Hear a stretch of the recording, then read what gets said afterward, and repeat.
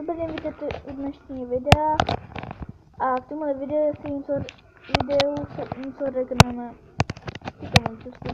Nevím proč, jo. Že si budeme říkat něco zajímavého, to zajímavého si nechce překvapit něco. Takže představte si mě a Trumpa v sobě. Představ si to. Pero v hubě do prdele. To nepochopila si, ne? Kurva, co nám tak čumíte všichni, vole. A i hlavně youtuber, vole, Stejku, vole, nečum tak na mě, vole. Simon taky ne, vole. Libor taky ne, vole, nečum tak na mě. Ani Martina zatlukala do prdele, furt na mě nečum. Já vím, že se na mě díváte.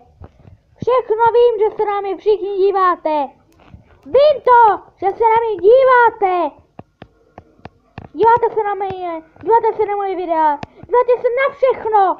Tak kurva, se na mě dívejte.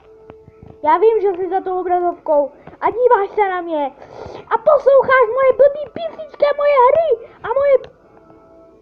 Já nechci říkat co. Takže tohle pošlu na YouTubečku. Pojmenuji to, víte jak? Pojmenuji to tak, kdo se skrývá za obrazovkou.